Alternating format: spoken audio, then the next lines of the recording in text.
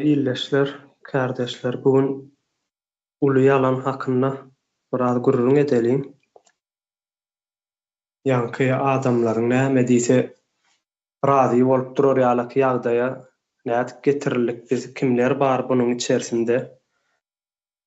Bu işlerin başında kimler oturýar? Şoňa seredeliň indi. Marksizm, Leninizm diýip bir institut bar ekeni. Moskwada açylýar bu 1919-njy ýylda. Ondan ta 1991-nji ýyla çenlem ýöreýär bu institut. Soňra 1989-njy ýylda bunuň bir nemesi kanaty Aşgabatda açylýar. 1989-njy ýylda ýanky Marksizm,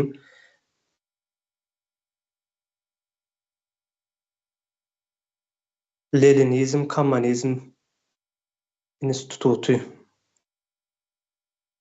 Soňra bu 89-njy ýylda şu Aşgabatdaky açylan näme institutun rektory Onçuk Musaýew bolup dur ekeni. Onçuk Musaýewiň bu ýerdäki edýän işi ýanky şol Marksist Leninizm ideologiýasyny hem öwretmek hem ýurdun içinde Türkmenistanyň meçhöründe ýaýratmak, adam ýetişdirmek boýunça iş alyp barypdyr. Indi ýanky şu ýalakalar nireden gelip çykdy diýsek, ana şo taýdan gelip çykýan ekeni, gelip çykan ýeri. Onçuk Musaýewiň özü internatda ýetişen ýanky maşgala nemesini, söýgüsini, ýanky bir ulu maşgalaň nähilleki bolýandygyny akyl ýetirip bilmeýän ýa-da şonu ýaşap görmedik bir adam ýöne bunuň alyp barýan işi maşgala ýetişdirmek boýunça iş geçirýär. Ýanky maşgalalaryň nikalary ýa-da şol ýanky ara balanşyklary hakyndaky nemeleri, işleri alyp barýardy Onçuk Musaýewiň özü. Ben ýazypam şoň bilen bilelikde nemede internatda ýetişen ikisem ýa maşgala söýgüsünden mahrum bolan adamlar Türkmen halkyna nähilleki maşgala edinmeli diýdi, öwredýärler. Maşgalaň nähil bolmalydygyny, ruhnamanyň gelip çykýan ýerem hemme adam şol nemeden ideologiýadan gelip çykýardy. Indi Onçuk Musaýewiň okan ýeri Moskwadaky Kommunizm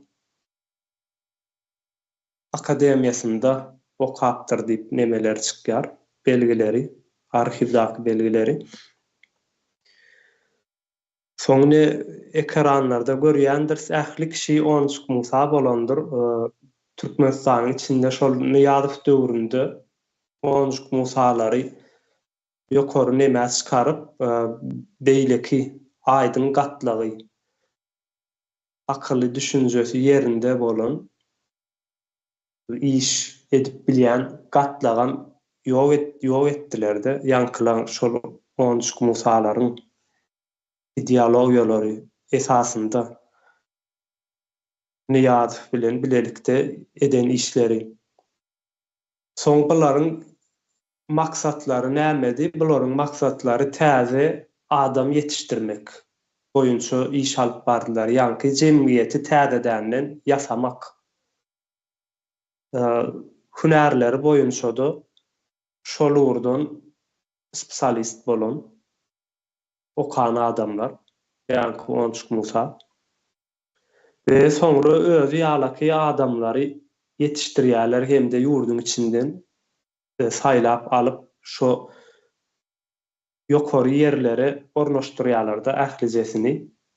Onuň tersine şolaryň ideologiýasyna garşy gelýän adamlar, ýanky öz başda pikirlenip bilýän, öz düşünjeleri boýunça ýa-da özüniň hünäri boýunça, işi boýunça öňe saýlanyp bilýän adamlaram ýok edýärler. Alaryň işlemekdäki maksatlary şol. Ýanky täze adam ýetişdirmek boýunça iş geçirýärler-de ýurdun içerisinde. Ne häzirki ýagdaýymyzam şeýledir, şu wagt daşynda bir giden opozisiýalar çykandyr, bir giden adamlar bardyr ýa-da ýurdun içindäki ortağa çykan adamlar bardyr, gatykän onçuk musalar bardyr. Ýanky nähilleki onçuk musalary aýyrybam, ýasabam bolýar da, nähilleki ýagdaýda aljak bolsaň ýöne bularyň ýok eden adamlaryny ýasap getirip bolanok edil häzirki ýagdaýynda ýurdun edil häzirki ýagdaýynda da ýani şularyň ýok eden adamlarynyň täzedänden ortağa çykmasy mümkin däl. Bundan soňra hiçe mümkin boljak gäl. Bular ýalaky näme kadr potensiýaly dollugyny bizde ýok edildi-de ähli guruluşlar şu nämäniň üstünde gurdular. Ýanky şularyň ideologiýasyna, şularyň akylyna boyun eýýän, şularyň öwredýän zatlaryna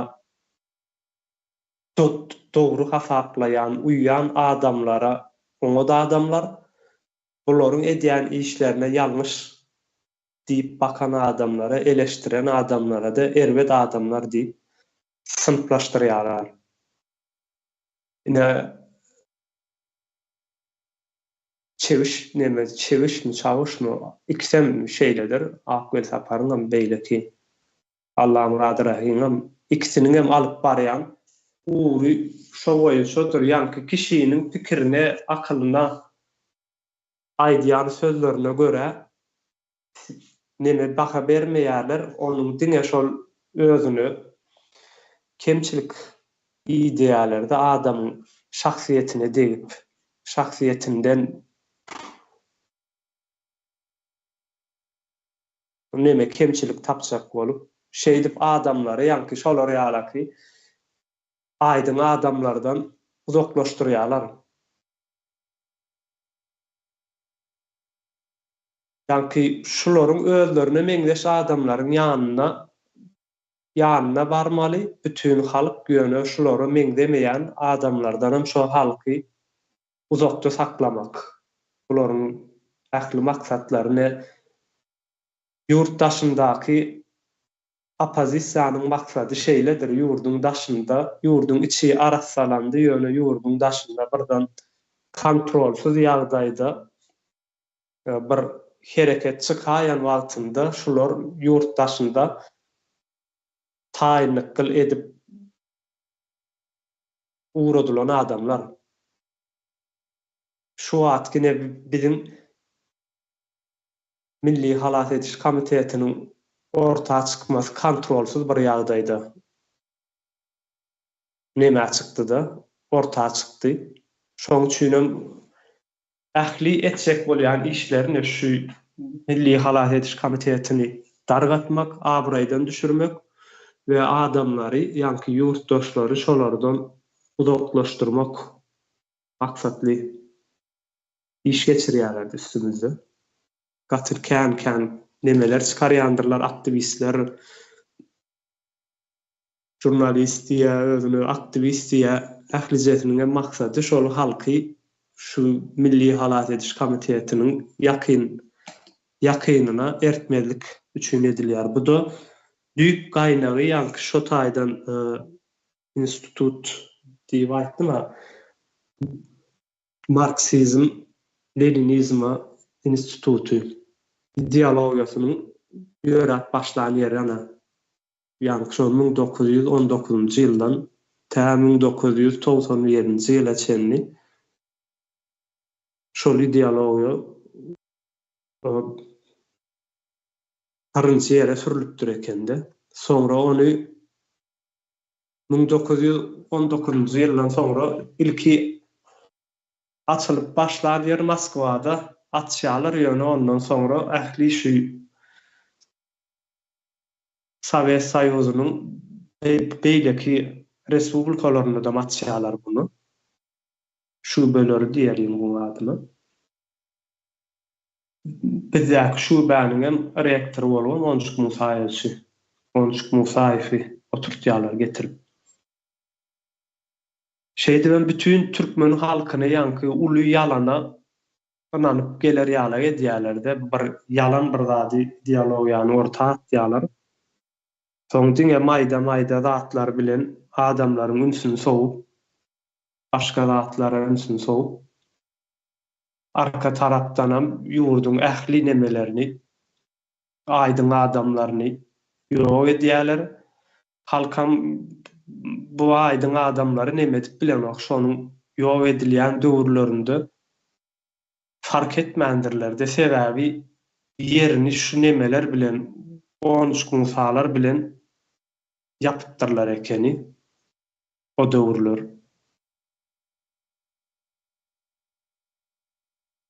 Gaty üýtdüşik bir ýagdaýda iş geçirilipdir ýurdun içerisinde.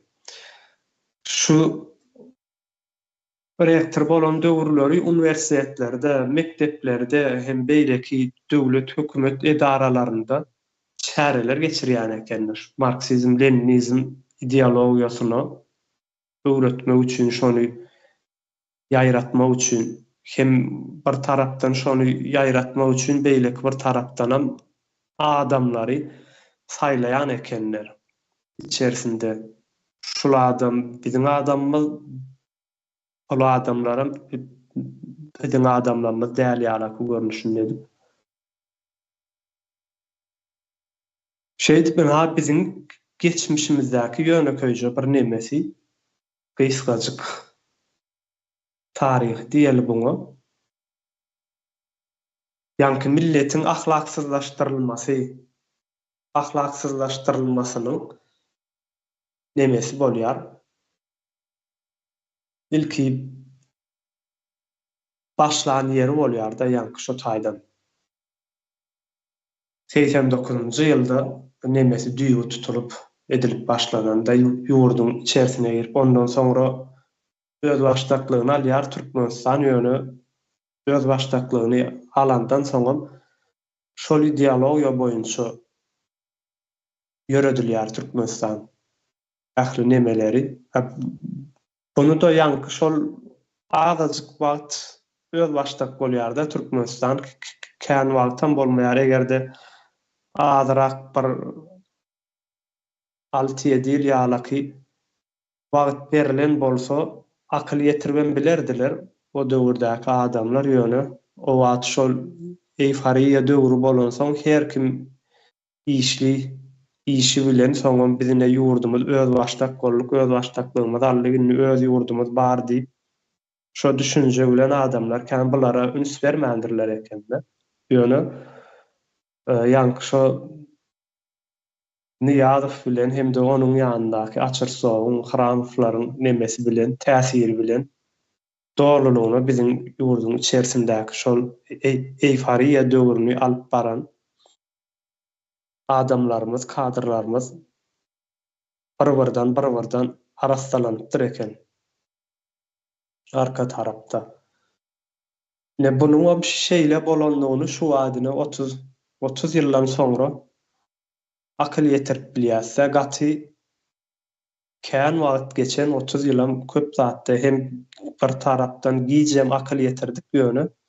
Gijem bolsa ýene-de şularyň näme maksatly işleýändiklerini açyğa çykaryp başladykda, edýän nemeleriniň maksatlarynyň nämedigini, halky nähilleki halk ýetişdirmek isländiklerine indi açyğa aýdym ýetişdiren halklar nemelerine ýanky türkmen watandaşlaryna üns beren wagtyň eden maksatlar ortağa çykyp durdy.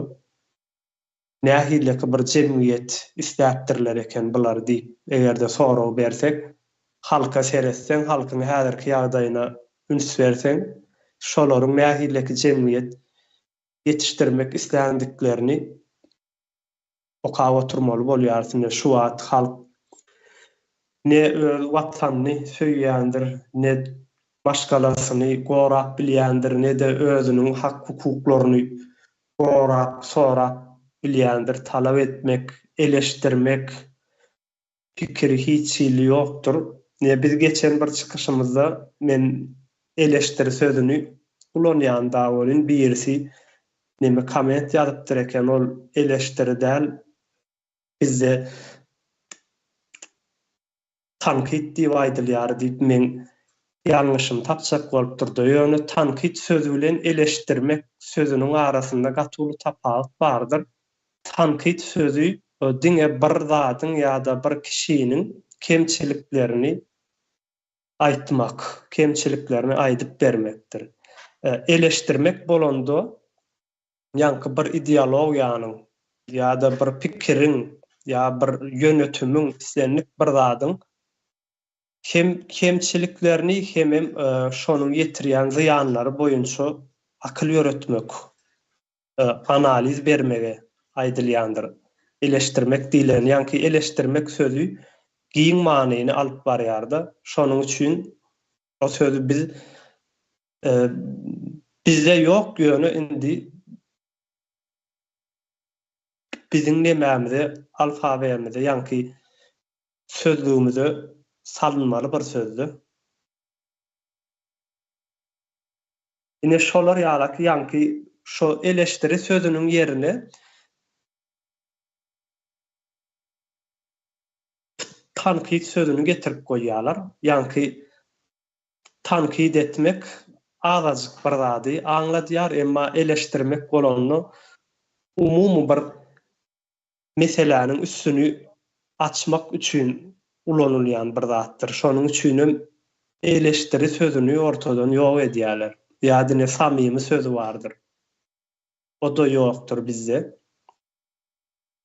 Şolar ýalaky edip ýanky halkyň üstünden gaty bir uzun wadada hem neme tarapyndan, ideologiýa tarapyndan hem ellerinde de güýç barda üstüne ýanky şularlyk däl bolsaň seni ýok edýärler. Şularyň pikirine, akylyna uýmaýan bolsaňam şol adamlary bizden däl diýip ortadan aýyrýarlar-da. Ýa iki tarapdan halky şey dip aýdyňlatyp biljek ýa-da halkyň bir akyl düşünjesini artdyryp biljek bir gatlagy ortadan aýyrýarlar. Onuň nemesi üçin, nemesine ýanky alternatiwi edibem. Onjuk Musa akylly adamlary ortaga çykarýarlar. Ve halkam ýanky şolara ynanmaly, şolaryň aýdynladyny hakykat sab etmeli. Ine ruhnamanyň ýazylşy, ruhnamanyň ortaga çykyşam şo ýerlerden gaýdýarda. Şo bir onuň ruhnamany ýazmak bilenem galmaýarlar, onu her zat etdiler de bütün biziň mediýalaryň hemmejesinde bilim ulgamlarynda, ýanky okuw bilimde, harby eskerleriň yerinde ulandylar, soň edaralar iş yerleriniň hemme yerlerine bardy ruhnama. Ähli yerlere ruhnamany sokandyrlar. Şeýdip şo geçirilen çäreleriň esasynda inha şuňky görýän bir toplumymyz meýdana geldi. Ýanky öz ýurduny taşlap, arkaýyn taşlap gidip biljek, gaşyny çykman ýurduny taşlap gidip biljek bir toplumyň meýdana ortaga çykmasyna sebäp bolan nemeler de adamlar bolýar. Bugün illeşler şolary ýalaky bir öz pikirlerimizi, düşünjelerimizi paýlaşaryň diýip uly ýalan hakynda gelip çykyşymyz hakynda egerde biz şuňa dolulugyny akyl ýetirip bilsek, soňky etjek işlerimiz ýanky halka näme bolandygyny, onuň nädip bolandygyny, gelen çeşmesiniň nirdedigini bilsek, soň o taýdan halas etmek ýa-da halas bolmak has ansatlaşýar da, ýöne düýbüni bilmesek ansatlaşmaýar. Ýalňyş taraplara da ýol alyp bilmegimiz ahmalda. Men Parahat kardeşimize söz bereýin. Sağ olun sözler için hormatly kardeşler. Ýeňiş, onu diýmek orta ýykyljagyny, o eslerin ýykyljagyny bilipdirler. Şoňa da taýna bir öte institut açypdyrlar. Olam diňe Türkmenistany, esasy Türkmenistany öýrenmeler, Türkmenistanyň ähli baýlygyny sömürme üçin ortaň eden oýny bolýar bu. O şeýle de bolup biler şol 89-njy ýylda açylypdyrdy. Bilipdirler de ortaň esserini dagajagyny. Şoňşenem adat gerekende gaşymasynlar diňe biz bulary sömürüp gedeli diýip öýte okuda taýin atdylar öňünden. Onda biziň habarlamadam ýok. Şo döwürler eger saparaňa January 94 90-njy ýyllar bolýar da çekileşikler gyzylaňy döwürü. Bir türlü reforma geçecek döwürleri. Şo zatdyň hemmesini telewizionyada beren olsalar, berdiler mi kaşany? Yok, berilmedi şol atlar ýokdy ýa. Şo zatda berilen olsa, şo zatlardan ýa telewizionyany teleýaýlymlar ýafaş atdylar da. Aýdylmadan şo zatlar diýip. Harmada bir gepini aýtdy. Biziň meclislemizde maslahat ýönetmeli telewizerde gün ýaýlymda berdiler oşanla ýa korkady diýdi. Şo zatda gorkan soňlar teleýaýlymy ýapdyrlar bermäni. Soňra institutum döretdirler. Hanki söz diýende de Türkmenistan'da häzir Türkmen nöfemi var. O korşemse gadan ne ýar şoň aratdan adwa. Haýsy işini ýok Türkmenistan'a barıp bir adam tükrüşkür. O şoň niýetçin 40-50 ýaşdaky adamlar gülüş otursaň şoň 30% ortadan goşady üstüne. Özümizde de olup geçe. Burada haza metre olup geçe. Ullarda. Hakiki Türkmenliğini Türkmençe düşündürüp bilen sözümüzün emmesini uğrattılar. Bilmeyen uğrattığın dälini öğretmendiler de bize. Yo, ana şol öwretmedikleri şo taýdan gelýär. Ýani aýtdym, bularyň nesil ýetişdirmek boýunça spesialist şular. Täze adam ýetişdirmek boýunça spesialist. Onçuk musalar. Ýanky universitetiň özü şoý şeýle, ýanky Marksizm, Leninizm universiteti. Şo taýda oku nemesini alýar, bilimini soňra 89-njy ýylda ýam gowy taýýarlanan adam bolýar da, ýanky orta hyzmat edip biljek taýýar bir adam. Soňra Aşgabatdan 1989-njy ýylda şubesini açýarlar, şonuň bir institutuny işini şo ýerde dowam etdirýär. Rektor bolýar. Onçuk adam EJKK televizyon görmedik. Başka da dinleyemedik de. O şol internetde yetişen adam ile onçuk Musa wadyr, soň beýlek nemäni ýadan kasamy ýadan berdi nazar bu daýnadar mı bar. Şolaryň ählijesi Niýazow barny ýene de bardyr häzir atlaryny aýdy berdik çykar. Şolaryň ählijesi bir grupga ellerinden hiç bir hüner, hiç bir bilen hiç zat bilen hiç bilmeýän üçin şol ýallakdap, oňa ýalan söýläp, oňa ýamandap, oňa ýamandap günürip başlaýardan soňlar. Oňa şoň alaka adam $10,000, $5,000 berdi. Niýa format ýazyp, şoň bir adam many ýamanadylar. Bir ýalakalyk yapdylar. Jemaat barada şondan näre gelýär. Şo atyrmalyady $5,000, $10,000. Bu da ekrançylar baranna.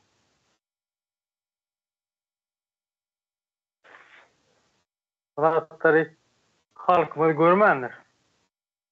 Indi o zatary Türkmenistan göz içinde bara kardeşler. Görmek mümkün hem de. Häzir Türkmenistan içinde näke görüp bilenok şonu. Täbi 7/24 televizor şol Üngüwarya. Yurttaşan çıkmasan görüp bilmem. Menem için ortam görüp bilmezdim.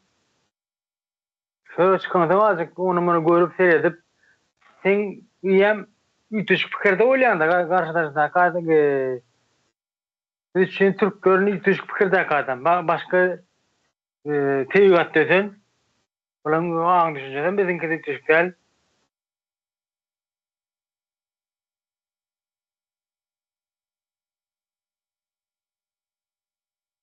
Hawa. Aýdyp bolmaňyzmy? Boldum aýtmaýdy. Mhm. Sag bolun. Aýjahan hanyma söz bereň. Geçýär watandaşlar, Mhm. şu ýerde ýaňy ýeňiş sen aýtyp geçdiň-de, eleştiri sözü ýok, samimy sözü ýok diýdiň-a. Şoňa mysal etip bir zatlar aýdaýyn diýdim-de menim öz pikirimi. Şutaýda eleştiri sözü ýoklugyny samimy sözüniň ýerine, şo iki sözüň ýerine yalan bir propaganda ortağa çykypdyr da. Ondan 30 ýyl öňmi bilmedik biz onu. Men şu ýerde Türkmen Döwlet Uniwersiteti şu taýda Arnol Gurduwa uniwersitetde muallim boldy. Biz ýalňyşmasak, biz okan döwrümizde. Şu ateizmmi ýa hukuk fakultetindemi şonu kän propaganda işlerini alyp barýatda, şu telewizionyada da çykyş edýärdi. Ondan soňra men görenim, hatta şu 30 ýyl bolandyr şu Türkmen Döwlet Uniwersitetinde hukuk fakultetimi siýasy jemgyýetçilik diýipmi bir bölüm bar, fakultet bar. Şo bölümi alyp baran bir adam bardy. Ýalňyşmasam Aşyrgeldi Jumaýew. Aşyrgeldi Jumaýewич Jumaýew. Şu adam günde telewizionyada şu propagandany alyp barýardy. Häzirem bar bolsa bardyr, watan altyn asyrmy şu telewizionyada şu çykyş edýärdi şu adam. Taňry bilmerse telewizori açdyňmy hemen şu görünýärdi. Her gün propaganda işini alyp barýardy. Siýasy jemgyýetçilikmi, bir temadan şu hukuk, şu iki temadan bir programma alyp barýardy. Ödüm şu uniwersitetde okuyan studentleri ýürite 5-6 tane studenti ortağa çykaryp olaram näme şu ortada samimilik ýok. Bire eleştiri ýok. O taliplere, studentlere berjek soraglaram özleri taýarlap berýän eken. Şonu biz okuýak bilýärdik, şonu eşitýärdik da şeýle diýip ne? Şolaryň näme sorag bermeli? Şo tema laýyk sorag bermeli. Temadan daşyndan hiç ýyly sorag berip bilenak şolar. Şonýaly eleştiri sözü umuman ýok. Samimilik asla ýok. Diňe bärde yalan propaganda bar. Bu 30 ýyl öň şu uniwersitet Magtumgul Uniwersiteti boldy galba, ýalňyşmasam şu wagt. Şu iň uly ýokary bir bilim berýän bilim ojagy diýip hasaplanýar. Şu taýdan gaýdy. Her günem telewizionyada şu adam häzir çykyş edip oturandyr. Diňe yalan propaganda alyp barýar bular. Şonu aýtaýyn diýdim. Hawa, bolýar, sag bol. Hawa, indi neme bolup başlandyr, düşünükli bolup başlandyr. Näme üçin watan habarlarynda diňe çäreler, alkyşlar, gutlaglar, oluny ýazyp döwründen bäri ýadyňyza salyň. Ähli telewizionyada şo zatlary görýändir. Üýtdeşip bir pikir, akyl düşünje berýän ýa-da hünär öwredýän, iş görkezýän nemeler ýokdur. Indi neme dip başlandyr ýerine nirden gaýtýanlygyny anyklap bilenden soňra näme üçin edýändiklerini bilip bolýardy. Sebäbi şonuň neme gonşukmy saýy ýa-da nemesinde arhivinde bardy. Täze adam yetiştirmek, täze nesil yetiştirmek boýunça iş geçirdirlerdi. Ödem gaty kyssaly neme görnüşde uly bir serişde bilen häzirem şol ideologiýanyň ýoly boýunça gidip gelýärler-de, ýanky şo yalan nemäniň adam yetişdirmegiň uğru ýoly boýunça ýörek gelýärdi, ähli hereketler. Kim öň alyrdy? Farahat mı, Merdan mı? Rahat. Men gallardım. Farahat. Haydi. Soru cevap meselesine Ajan Hanım berdim doğru yazıp berdiler.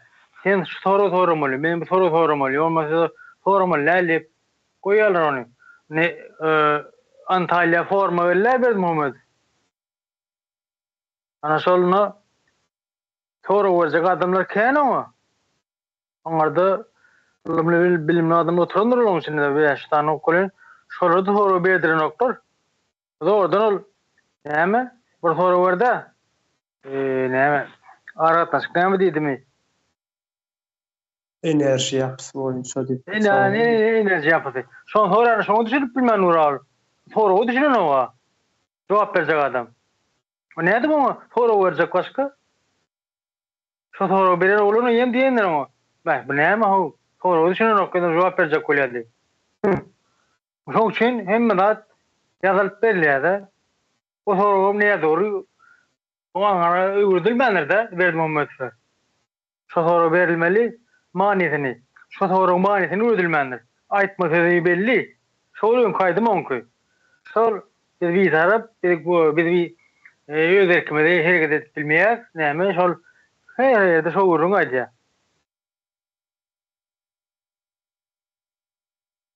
Bolotanaşy men aýtjagam şu. Onu. Bolýar. Merdan kardeşime sözler.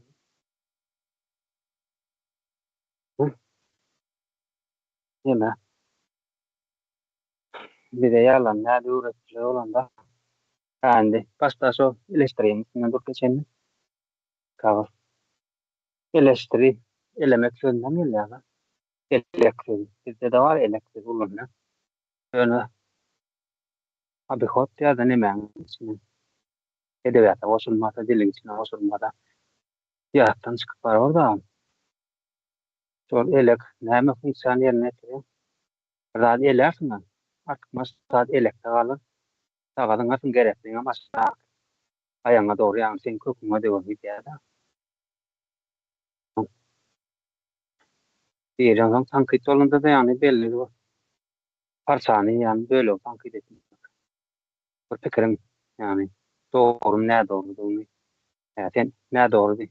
Görüp bilsen sonra en son tarafına ne doğru yani ayıp bilen de yani. Dinle söz var.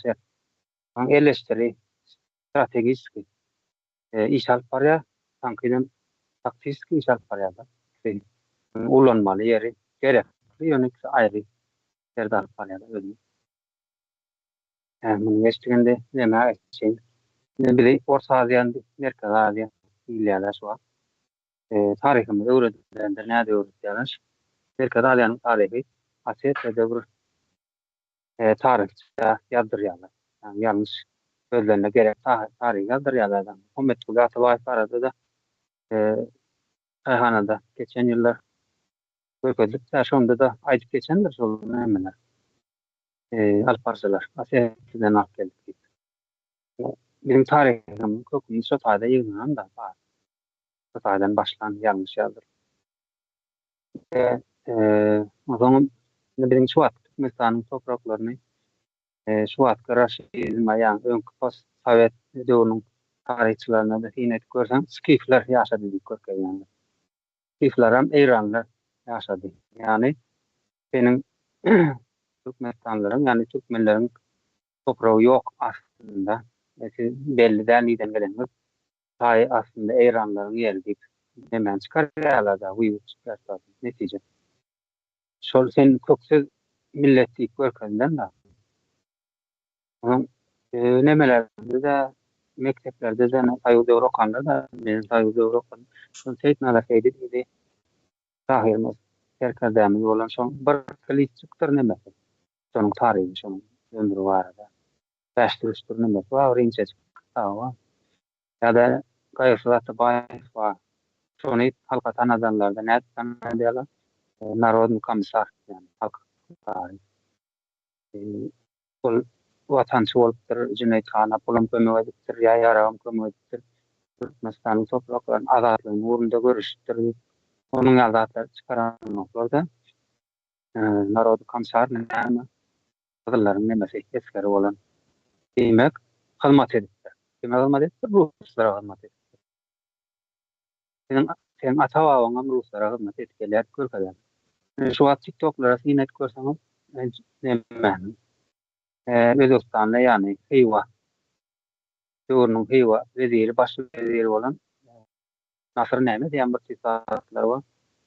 Nikolay Doğru'nda boyunlar Rus paşasının emmelerinden medalları vardır. Elinde kılacağım yine. Sonunki bu yanlışmadan yine Rus paşamız. Sonra Cüneyt Khan deyip aşağında roman deyip kitap çıkarttırılır. Şimdi şu suratın yüzünde ne mi var? Önceden Cüneyt Khan derler. İkinci benim barışım Cüneyt Khan diyelim. Boynunda yine Rusların demesi var savunmaları. Yani şu anki performanslara ne çok işler yaptı. Bize hizmet etti. En mertçiliğinden bize hizmet etti diyen mani çıkarıyordu. Ruslarımı damada bağ, men doğulumda da var Ruslar. Doğulman kanı var deyip, şunun yani düşünceni halkın beynine oturduklar yerler yani. Oturduğum yerlerler de yönesi yankı doğağım şu.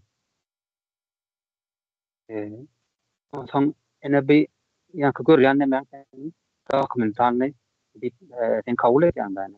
Yani yadanım Türkmen falan şahit yazdır. Hava geçirtir. Sen alayan ne ben son faktım son. Yönünde adamın ruhu taydanım almalı nemeler var da bilgileri. Bilen sinetsen yine de TikTok bilen imam çıtı olur. Allah öyle, Aravun Allah öyle, Muhammed öyle dedi. Kömek sorasan Allah'dan kömek etmeli. Utananman değil. Yoksa böyle gidip Araplara pul verip Kıtada Karadağ'a yani tuta çok mukayetlendir Müslümanlar. Öğünün tutparatından bilen nokta şu an öğün Müslümanlıklarında. Şöyle daş doğrumuz yalan propaganda bir imperiyanın demesinde damarında şunun yalan neme bol hareketinde. Yine görseniz ya imperiya sömürgedir, hukuk. Yani imperiyanın içindeki adamların hukukun elinden almasan onlar nimet bilen o adamlar yani yaşayda öğürüp imperiyan beslep bilen o. Yani burun olmasa burun özürlüğün nimet çıkacak da hukukun elinden almasan. İmperiya yıkılacak. İmperiyada da belli bir topar ya da belli bir maskalanın çıkar için yine Osmanlı devri imperiyası yani beylik vatanın yurdun yağsını aldım yani. Yok. Böyle otursan yalandan Allah için uçan Allah'ın dini yayan deyip imperiyanın gücünü yani imperiyan kazmasını emek getiren. Bu getiren, şöhret getiren. Şu adam sonun ya sayıl devram sonun ya olan. Meydanda fakta yığdım neymesin. Lansene gaylara çelene hukuk verdik tarafı tribünlere gaylamızdı. Dini hal ederler, dini şahir ederler, örneğin. Yönüşünün ne ben yazmalı. Neme de hani sen şunu yaz ya da dedin yankı para adına çeli studentlere şunu yaz sonra vermeli diye.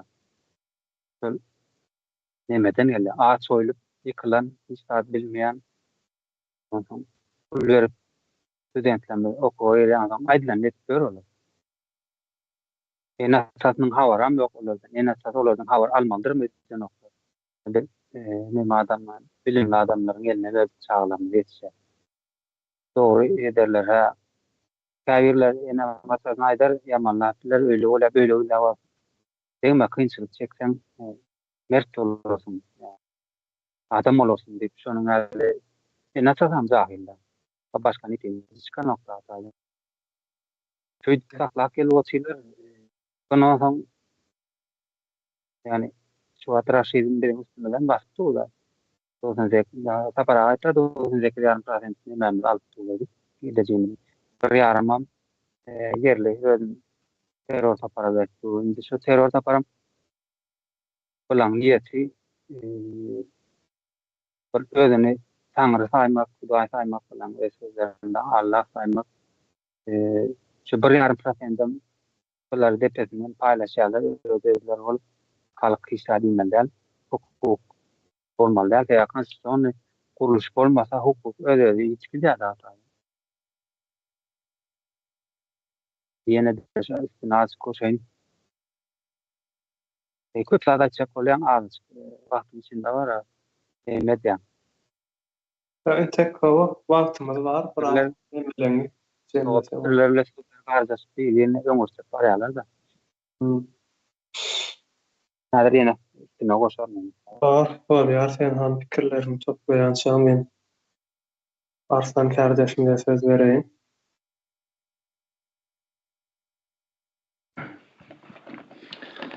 Sağ olun kardeşim söz vereniz için. Hazır sizin şu kıskaça Oncuk Musa'nın Musayif Oncuk mu kimmiş onun demesini görün verdiğiniz şeyle bir kemsindim de inansanız kardeşler, ildeşler. Niye iştem ettim de doğrusunu etsem nem için diyen de şunun yağla bir nemede Lola'nın çağasından Lol'dan bolan çağaların şolara biz bu yaşlımış, bular halk maslahatımındaki oturan yaşlılarmış, yeni bir zatlarmış deyip şonun yalı adamlardan bir toplanan bir adamlara yaşlıda bir hel hormat koyup dursam yeni bir zat edip gelip dursa hezi bulan hakiki tarihini şeyle bir kemsindim de indi bir misal var da hem kinosu var bunun Joker'de bir film vardı. İldeşler göreniniz var olsa o. Şotayda bir enenin yani bir sansız enenin yetiştiren çağasına eli ziyan veredi. Indi gelelim biz hazır şu Türkmenistan'ımıza özümüzün uzayım gidecekler şu sonku 10 yıldaki enesi atası daşar yurtta ya ayrılışıp maşkala bozukluğunda yetişen çağalar bunlar neyle bir travmalar aldı da bunlar akılına bir sığızdırıp olmayacak zatlar gelecekte bunlar neyle bolarken deyip esasen hem zayalanan kızlar bunların öndürecek çağası diyeyim yetiştirecek çağası neyle bir psikik travma neyle çağı yetiştirecek ki bu gelecekte de ulu bir problema öğretiptirler de yani degradasyon etmeyi bunlar go edip planlaptırlar da ondan sonra biz doğulmazkenimiz meselemde bunlar bize gelecek yazıptırlar. O Goşadırna içindeki gelecek elbette. O izinlenen bolsa halkın arasında mış yaradadılar ha. Yani Allah 40 günün içinde manlayına yazyamış o demişti. Bunlar Arapların tayar yankı Allah düşüncesi bilenem tayar duran halkı güyme ulanıp her zat edip yankı halkın gepin kıskası neme Allah'sı olup yer de bular niydeki bir Lola'nın çağaları adamları ama şulara koşayım dedim sağ olun dinlediğiniz için kardeşler. Ya sağ olun. Sapar kardeşime söz vereyim.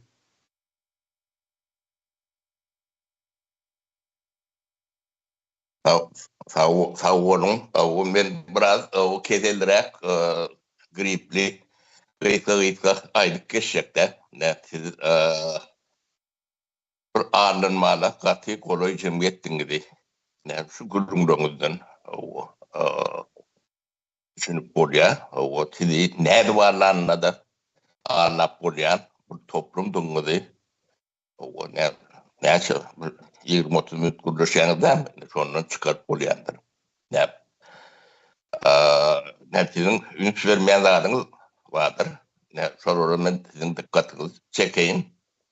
O Türkmenistan'ın o siyasi işini hayti parti alıp var ya bileyelim mi şöyle? Demokratik Parti alıp var ya. O Demokratik Parti sizin siyasetinizi alıp var ya. Bizim bir iki partiyadır. O son birinci sekreter kimliğini bileyelim mi? Oncuk Musa. Ona minne uğrandıktı. Bu nemçük haydamız ödem sebep komünizm nämediğini, kapitalizm nämediğini, o nauşun komünizm nämediğini, O sizin okap öğrenmeniz gerek. Tarihiniz için. Onu ulanmak neme değil, yani düşünceniz olması için. O komünizm demek, ateizm demektir. Dinsizlik nemesine kurulan bir nemedir. O ideolojidir. O inni oncuk mutayva seyredip görün. O düğün komünisti bir günlük demokrat oluyorlar. Demokratiya bir günlük geçip oluyor mu? Yani düğünkü komünist ertesi demokrat oluyor. Türkmen halkı çok görün ok. O bu neyim için belli de deyip bilen ok. Yok. İndi bunlar internette değil, deddomda yetişen çağlar. Deddom, Sovet Soyuzu'nun deddomunun neyemediğini, Sovet Soyuzu'nda yetişen adamlar katı yerdir. O çağılan 90% belki de onun kendir. Yani yaşlığını yaşat bilmeyen bir travmalı adamlar yetişendir. O çağlıkta alınan travma hiç vakit yok olup gidenlerdir. Şimdi siz Türkmenistan'ın siyasi nemesini yürüyen adamların biyografiyasına seyredip görün. Bir plakatlarını koyun. Kimler var? Yani oncuk mutayif. Yetin. Deddomdurluğunu. Niyarız bilin bile bir deddomdurluğunu. Onun derdinadar Hudaynadarov vardı. O da şonnalık. O bitin Peter o başkalı değilen adın ne emediğini bilen adım derler. Yani onu katı utanyanlar. Onun Murat verdi topi.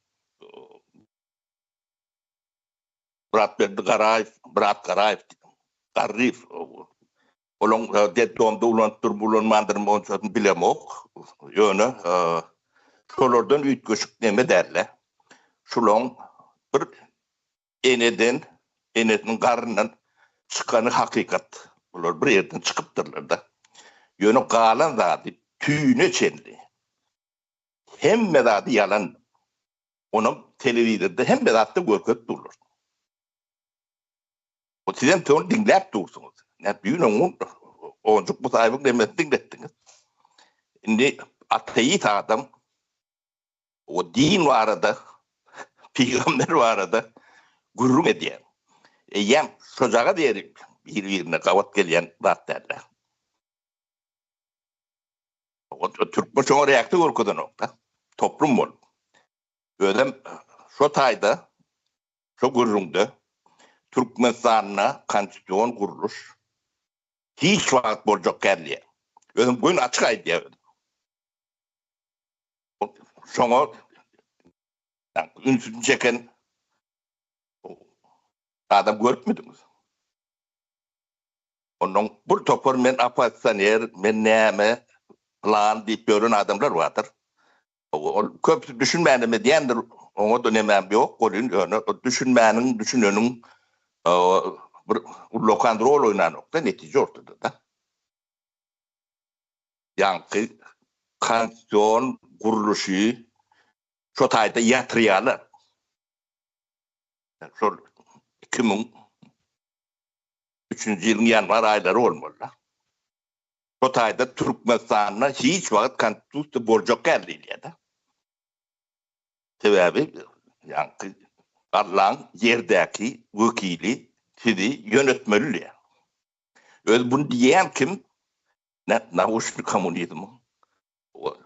Yani institut Marksizm Leninizm'in reaktörü diye. Ateist, o din bilen hiçbir demesi olmadığı adamlar. O zatlar onun fikir eden de bulun.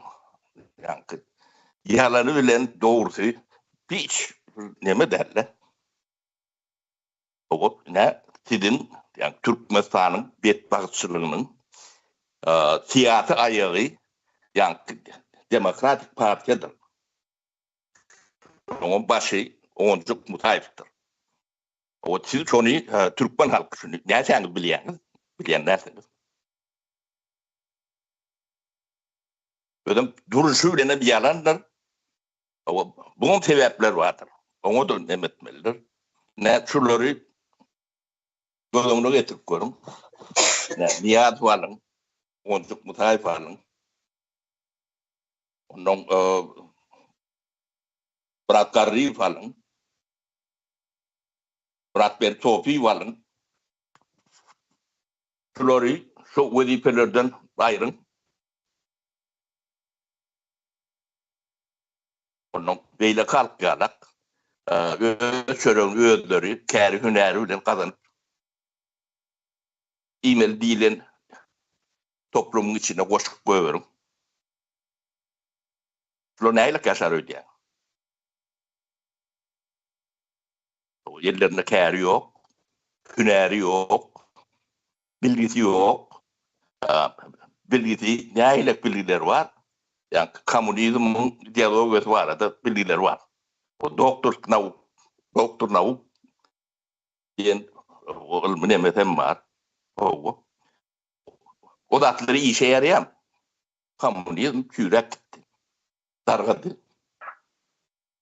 Yani şu komünizmin institutunun rektörü Demokratik Partiyasının demeti oluyorsun da. Şunu hiç yani Türkmen demeti toplumu dile getiren nokta. O hem bir şey yani oncuk mutayifler demokrat bulundurlar.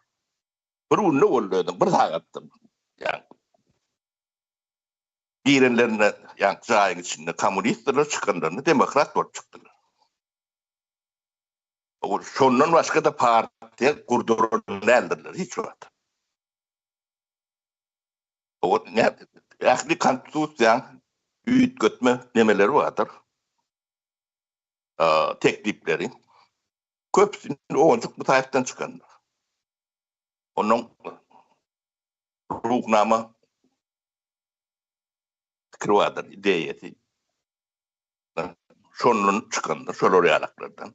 Ödleri yazdırandırırlar, adam toplap demedendirler. Onun komünizm dövrünü, komünist ideyi yani edip ornaştıran ortalar, ruhnamanın onun bir şekilde ornaştırdılar da. Siz bileyenlerseniz, üniversitede okuyanınız bizim dövrümüzde, kendiler, Sovet dövrünü hem fakültetler, tapavri yok, kuruluşuk olsun, humanitar neme olsun, yani nauşunu komünizm bir pırpırtmet vardır, historia kapasitesi bir pırpırtmet vardır. Şu iki pırpırtmetten geçmesen sen diplomalan yok. Senin öğüdün, mühendissin, injinersin, kuruluşukçusun. Sana nauşunu komünizm gerek yok. Historia kapasitesinin gerek yok. Da ekonomistsin. Yani şunu kutorman. Sana diplom veren olur. Şimdi ruhnama dönüp gelin. O şunun egzamini vermesen şu opul bolma pravanan veren olur. Siz niden geliyenini düşünüp bileğiniz mi? Ayda otuyorsun lan. O bunun hem meyerik gayret diyorlar. O tecrübe hem meyerik gayretme tecrübe diyeden geliyor. İnstitut, Leninizm, Marksizm, Kutaylardan geliyor.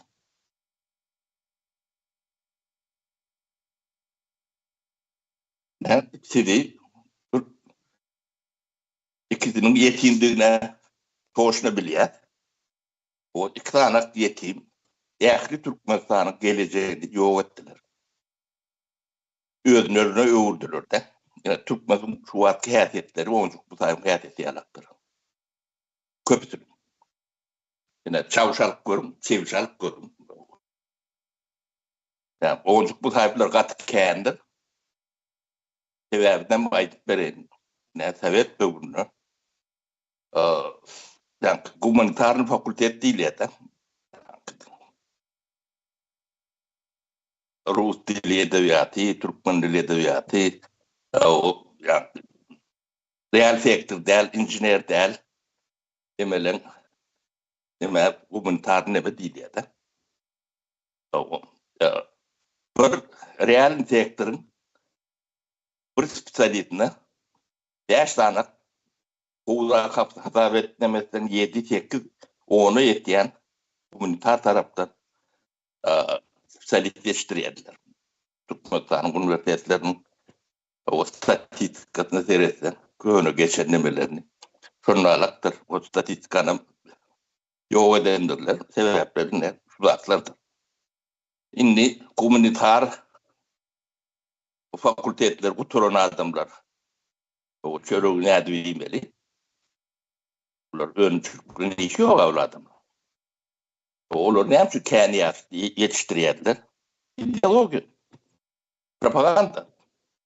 Çünkü yani, kuruluşukçuyu evet Tayyud'una bir injiner bir alhaş demesinde yani damgatını yiyen kâr hünerdi. Yani propagandist yok koruyor. Katlanın aristokrat yani adam deniyalak, floriyalak demesi vardır. O ne? Şolun kendiliği o sizin o ıkbalında katı ulu tehir etti. İşler çörü imeli olsa şöyle az ölmeli. O az ölmeli için ne floriyalak sistemi ne oncuk musahip dağın nemeden sistemi katı ken oncuk musahipleri çörük koyan.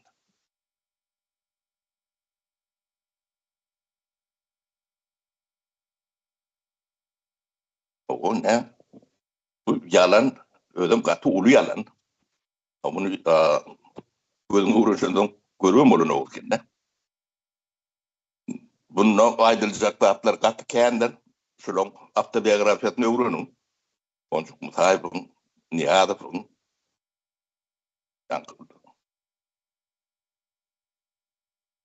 Kasam yazıp görün. Bergnadar, Hudaynadar bunun. Onun sapar öyle deyip bir varmışın. Murat Kardeş'in yine çoğu mendeş böyle topor nemeleri vardır. Bilmeyen bizim kendine. Şolun autobiyografiyalarını öğrenin. Ortak katı kendi at çıkar. Şol adamlarım ne sizin ne ıkbalınızı bir arada getirdiler de. Olur evet de bunu yani güçlü diva mı ya da teatirli hünerlerde yani seni o adam edip bilyeler isteseler halamasalar seni elbette adam edip bilyeler. O seni arz edip bilecek, özün korup bilecek. Yani sana bir yerlerde söz hakkım tananık burada. O sana oğur değiller mi? Sen oğur olmalı. Böyle kadın, şu adam, kovadım, hiç adam yoktur, kovadım değil, kovadım olmalı. Nemeleri şunlarlaktır. Bunu Sine denizde görüp bilem yok. Yani görüp yaparım. Kışlarını seyredin. Boncuk mutahiplerdir. Tipik nemelerdir. O bunları yani taşına kamandira vaat edilen adamlar. Bunlar son kendi adı çıkar. Türkmenistan'dan mali aliyanı çıkar. Taşından mali aliyanı çıkar. Bunlar onu bilerek ediyorlar. Demokrattırlar. Böyle tapar demokrat diye de. Demokrat hakikaten bulur demokrat bir yönü. Ne aylık demokrat? Oncuk musayibin alık demokrat. Oncuk Mutayev'in Demokratik Partiyan birinci sekreteri. Demokrat.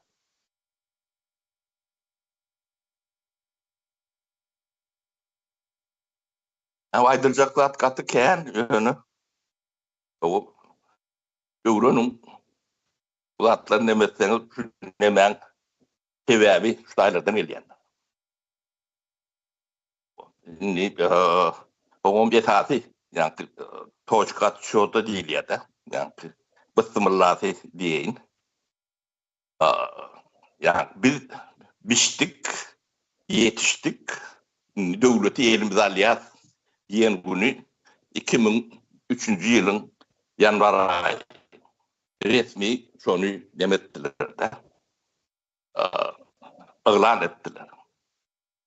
Bir adamlık devlet, sultanat, onu adını yeni demokrat, o dünya devlet matkasını saklayalar, onu sultanat. Sonun er taylığım nerede? Bulmasın günüm yok derler. O taylığım neyle geçmeliğini tutmasını bilyenim yoktur. Neyle kanunlar ile reguliye edilmeli. Yani oncuk Mutayev'in Niyazi veriyen epitetleri yala. O Allah'ın yerde vekili. O şu neyme değilse şu. Yine şu yaşapıyorsun. Üstadet ne bedeyim tamamlayın. O aydıracaklar kendim. Tavuğum. Balya, sağ olun. Merdan kardeşine söz vereyim. Üstada 10 çağırıyor. Elini aldırdım ya ben gördüm. Yok. Sen kaldır durdun şu an. O şimdi yalan ortadaki yalanı gündelik beslep durmalı onun adamlar yetiştirmeli yıldan yıla. Ondan şöyle oraya atayım arayken daha yani. Sayı uğramış onun yani. Yani kapara ait kişiler yine öğrenmelerek ılımlar yetiştiriyorlar diye. Türkmenistan'da seyredince bilim yok. Sıfır da bizde. Sonra bilim yoksuzluğu yani her nime halk kamşılımı da ama şu bilime taraf unutul yani adam yani yaşamı için yok öğren bilen oğul yani erkinliğe taraf unutul yani bilimli adam yaşadı erkin ol yani bilen okla medyalar yani sinetseniz ne yani 10 musafirler Tayland getiriliyorlar. Bulan kategoriyalar var içinde. Hayfete grubu güçlülen nemekler ödün örgüt bile hayfete ortaya çıkıp aratırlık etbile geçiyorlar da yani yine seneden imolarda aralarda yarım yetim ya yetim olan çağlı ve devlet oku alacaktır ne edecektir deyip yine diyorlar numara koyarlar şimdi havlaş bilirler. Ondan bu ne için açıkçası devlet deyip atandırılan televizyonlarda aydan okta. Ne diyorlar? Yuvaşıkların gizliğine diyorlar da. Yani birinciden Alparyan siyasetine kavatiyenin devletin verinde kavaysalar. Ne için o zaman kendine yetimler almalı? Dedik sonra bize çıkacak da. Böyle adamlar da hem ayrımcılığı var. Yani dinleyen nasası yok. O zaman yetim bilimsiz olsa ne için sen onu bonktok var alacak. Üstada özüne yalan yani dünyanı saklamak için edilen emeler. Yani bir uçu diye ne diye ne gücülendirler vardı. Halkta yaklaştığında bana. Solon haysın varların bir tarafı nedir? Yakık yumruk sonunu aldı. Yine de kıyılarına mentos koyuyorlar da kıyılar şehirya hakimlik partiydi. Bulangam anlatım çok. Edersen yine sonunu aldı. Dedim halkı yigren yandır. Şöyle o yigren çağdır halkı. Devlet ülkeden kuramanan can telin ya. Ne için ya halktan yani en asasından cemiyetinden almak sevgisini verdi. Yani ehliyetine de oradakiler verdi eline. Adam etti yani kahve verdi diyor ki lokasında. Şöyle Yani onun can sen bilen gor ya. Kametlerden sinnet görüm devletimiz näme dip öne yıkılıp sandırlar gora. Şol mut nemeler da mut borçlar. O zaman yetimler köşkünde yetiştirilen sakın. Yine de şonun alı içinden aratır bolan aratırlık derece yok güçlülen kullanyanlara meni şol men tolar kızıba ola bakma ola şonun alı sak bakyalar da. O zaman demokratiya geçmek anlat der var sadece onu ne mena yaşamak. Mongolia'nın 97 yılında şimdi, Rus başı yani Sovyet başı adının son 3 tane yanlış olmasam 3 tane parti diyor yaşadı. Milli Parti, Milli Vatan Partisi, mümkün Komünist Parti'nin adı lütfen varmış. Yine de o parti var. Halk Partisi yani. Şol üçüsü her yıldan 3 yıldan konstitusyon ütüdüp devlet sistemine ütüdüp reforma getirip indindiler şolar hukuk devleti olup var yani. Indindiler şolar ortadan yakın emesi de granitsin. Molumlarını, yenelerini özlerine çekip biyolog olsun, matematik olsun özlerine çekip neme halkına seyret başladılar. Şol Sovyet Soyuzu'ndan kalan partiye var aşın ettirmeyecek olup Vatikan balavaylı ve diyayeni parlament sistema ve çağlar ona geçirtmeyecek olup öyle seyredildi ya olun 25 yıl genealoji yoluna ne alabilir? O zaman yankı hukuk yürüyen devlet ya konstitusyon kuruluşu olan yurdun içinde yankı layık ya da layık neme olmalı diyorum her kim öz gelecek yerine ya o işleyecek yerine layıklık olmalı. Birinci konu ahlak olmalı, ondan layık olmalı. O zaman şol layıklık olmadık günü devlet yıkılıyor eken.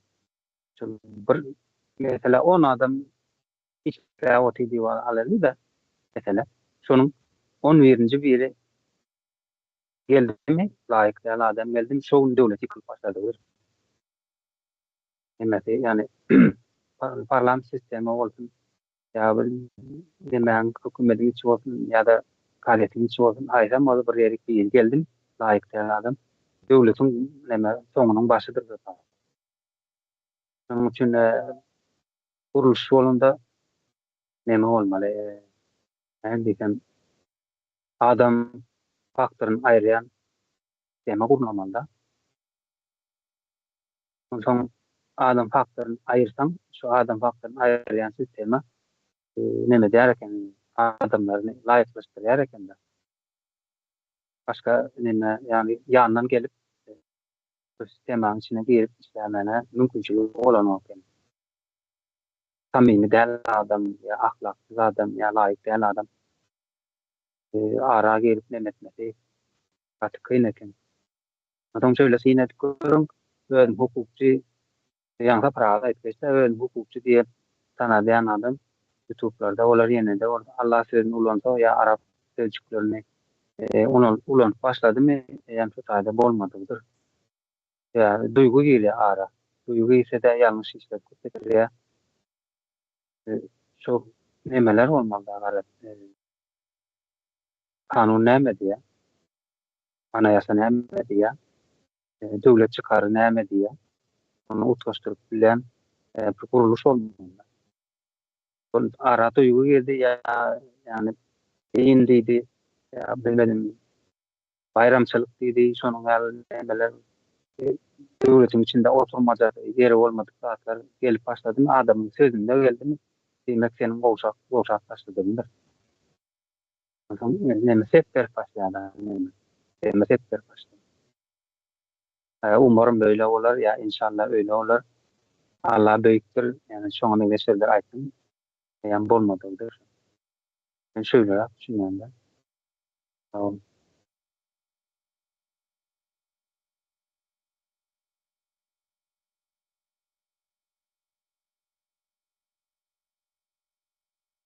Bolýar, sag bolun. Owa, ana gelip çykyşymyz. Ýuwaş-ýuwaş ortağa çykdy. Onçuk Musaýewiň 1991-nji ýyla çenli Marksizm-Leninizm ugrundan okadyp beren özi bu daýsyz bir adam. Soňra 2002-nji ýylyň 30-njy dekabryndaky halk maslahatyna gaýdýan sözleri nähilleki eýlekilere ýa-ni Boris Şikmuradow ýa olaryň ýaranlary diýä hudaýsyz ýaranlar diýip gurrun aýdýarda. Ählijesi yalan bir neme çykýan ekende intek üns berilmeli ýerleri kän eken bunu. Öňkü kommunist nädip demokratik partiýasynyň birinji sekretary bolýar. Ondan soňra halk maslahatynyň hem şo taýda birinji neme ornbasary bolýarda. Ta 2008-nji ýyla çenli 13 Musany bulandylar gowy edip 2008-nji ýyldan soňra 13 Musanyň galy belli däl diýip çykýarda o taýda. Ondan soňra Berdimuhammedow öz 13 Musalaryny ýetişdirdi-de. Dädeler.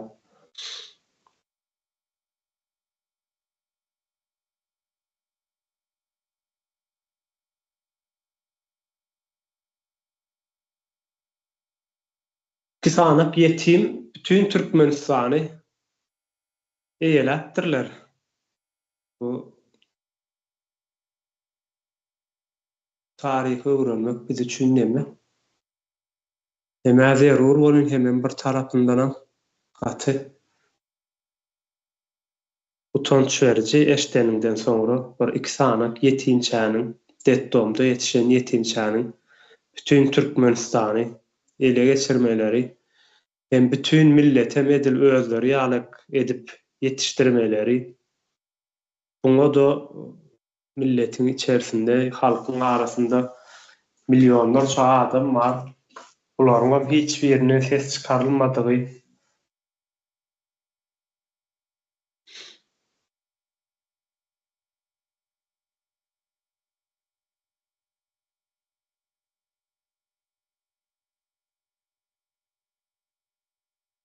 başka fikirini aýtjak illeşler siz nähilleki düşünýärsiňiz? Buňa fikirleriňizi aýdyň. Fikirleriňiz içeriňizde galmasyn.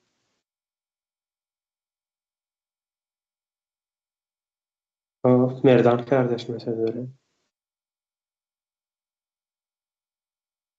Şaýda bilim sistemleri diýip köp aýdyp geçildi-de. Mana normal ýerinde köp aýdyp geçildi. Bir ara aýtanak oturan. Ozan bilim sistemleri ýykylanda Guruji janyň Maşgala institutyna degi. Maşgala instituty ýykyldymy? Ýa-ni 13 musaçlar köpeýdi. Yetim diýip aýdanda nähili diýip öz jemgyýetine baharly bolan keselden adamlar köpeýdi diýip aýdanda. Her synet görseňiz oglanymy beýlamy ýetişä bolan ýöne kaymasy berýär. Öýünde söýgü görmedik, ýani meher görmedik, enasatyndan gaty dawransa, jere gyna dawransa, atasy, akkasy oğluna da gaty dawransa, merk bolýarmyşyn, çıtamda berk bolýarmyşyn diýip ýalňyş düşünje bilen gaty dawranýarlar. Öýünden çykan ony, ýani okul diýer, Türkiýe diýer, görsetdik çykan ony, ýa jogap berýär, ýalňyş gerekden şundan hepdendir. Atlar ya keteki adam öýünde enasatyndan görmedik. Yani ýyly sözleri eşitmedik, söýgüni görmedik, meher görmedik çağa ganyp bile yani aldamalar ansat bolar. Onuň ýanky ýetimek başka institut kılda da yani yeter ya hali sol yine salı bolsun yani anlatyan adam şans kaydı nokta. Nemeden. Maskalan içinden. Bulam çağa her en tankı diyenler yok.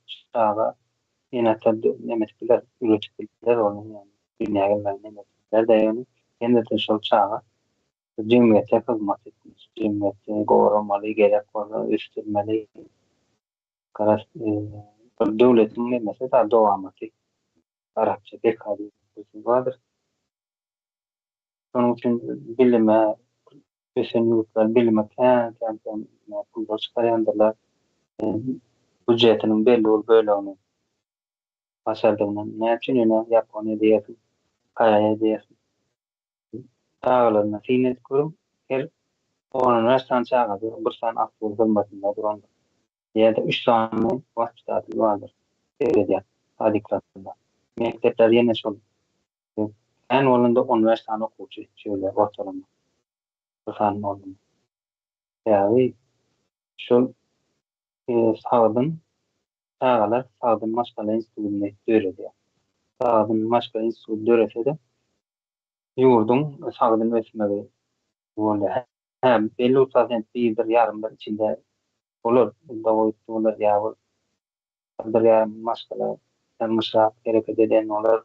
Bu sağ ondan ortalama baha verilir. O zaman çağa şöyle hem taraftan bilimde yetişenler de çağayım 17-18-20 yaşlarında çağın ödeyen aydın okuyucu. O zaman hemen yanlıştığını, hemen doğruluğunu öyle analiz ettiler.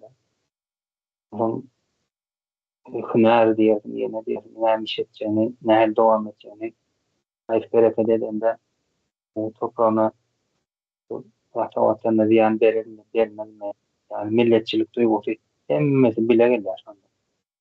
Yöne yere, yöne yere çağları, sadik dağları, da park dedi, bağın içi dedi, ya mölmöceğin içine varına, yani Japonya'da bir var, yine çalar çağlarını, yılı bunları palçaya getirip oynatıyorlar. Bir de tur palçıktan istimaf etsin diyorlar, yok olur, yürüyece palçaya getiriyorlar.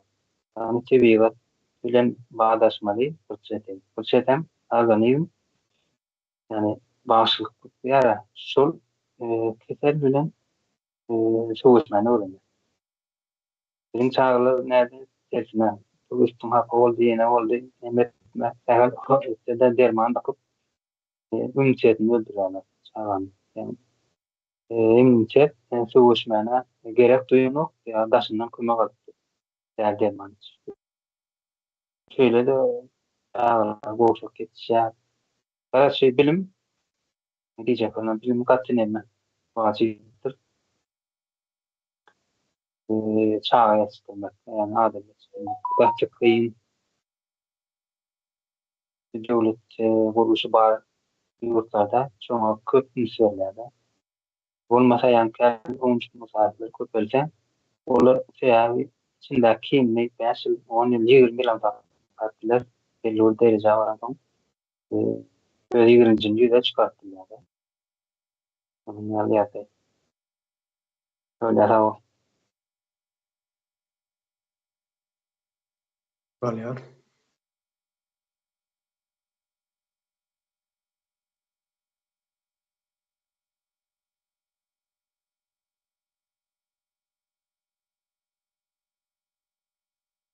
Demek kardeşler size noktada burada da göreyim. Biz bulun Sovyet dövrünü yaşayış obrazlarını atlandım görün adamlarda. Yani akıllı kuvveti, oturaklı yaşlılar, yani misal için boncuk musafirler bilimi toyu, yani bu da yola yeni sonra ben iyi düşüp gelse yani yine düşüp Floryalı adamların gelmeyen formatı duyuyordu gelmez diye. Etmeden Kudayna var o da şey diye. Halk kolori katı bu tanıyor. Sonuçta bu koyu neme diyorun, bu Amerikan şimdi neme diyorun adamlarım derdi. Yöne. Hem bunun ömürlüğü hatamlık edin bolor yalak demediğini düşünmedik. O devlet kuruluşundaki ehli yasama kuruluşlar vardı. Halk maslahatı diye, Dünya Türkmenleri diye, yine şoma mendeş bu topor nemeleri vardır. Harman, alışılan. O sorun. Ben bileceğinin o nemelerinin bir kaplarına oncuk muhayipleri vururdu. Bizim Türkmen uğrunu no, devletten kadar çıkar.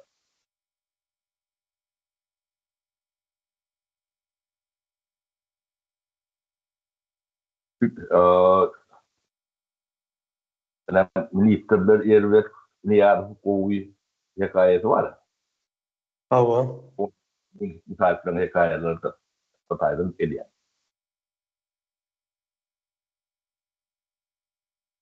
Onun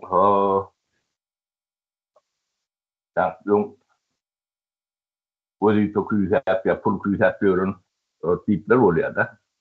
Olurum bulur katko ve bulunyanlar tohum yo ediyanlar. Ne ikinci yıllaki neme 23 yıl çoğu çenli van başlığı vardır Muhammed Nazar. Sonulurlar. Onun ikinci yıllar yo ediyanlar. Onun yang ikinci yıllaki hizmetler var yani. Halk maslahatı. Demedi. Hawa. Sonra halk maslahatı geçip dokukan o Nişotay'da olduk mutayım sözleri vardır. Yenidir. Sonra benim de gülbenler vardır. Başka da. Prokuror şu vardır. Sonra üstünden iyi çalışmak. Yani konstitüt yani okak gördüğümüz Nişotay'da aybilen uzunluğun hem de anti-konstitüsyon denir. Konstitüt yani yok etmek bilenden. Türkiye'de olan orada üstünden soruşturma bir yerde iş açmadı. O prokurorun memleket. O yani şu vakti prokuror atacağını vardı. Bu vakti edenlerdir. Yani bir yandan bir yıl veterinin atacağını vardı. Yok.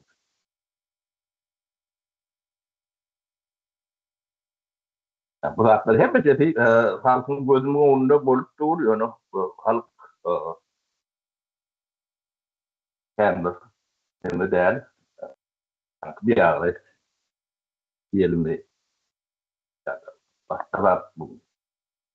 Yani diyeceğine de embeleri yaratlar. Onu bir ağrıyı teydalan söylüyor. Hitlerim var da. O diğerleri Floryalak ağrıyı olmasa çöreğini falan söyledi. Muhayipler Floryalak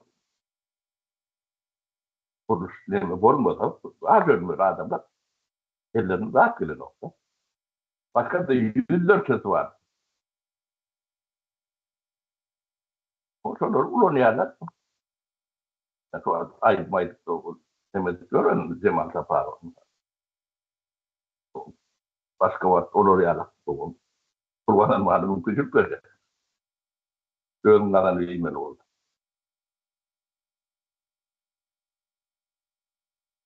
Çünkü tribunu da o sırada dururdu. Tribunu da o sırada seyrettiniz mi? O zaman kendi adaydı yani. Çok haklı canım. Sonra adamlar tribunu işler kalanlar oldu. İşler kalanlar. Suat tutmaz. Ama Suat yardayında otokoda cüyse çöplatıyorsun. Adamlar olmaz. Köp. Evet doğrunun yol başçılarının köp. Bir saati yaran o. politikası ulu olan, kişi olan önemli zaten değil. O çok musayip. Zaten ya. Hiç. Onu da diyen adamların bunu edil ganim düşmanı. Öday doçuyorlar. Onu çok musayip. Biz bunları yoğurt, mesela bunları bizi yoğurt. Yani o adamlar bunları yoğurt, olun görün okulu. Ne de der sana? Sizlikle söylüyorum, buyurun kadar bırlıyor.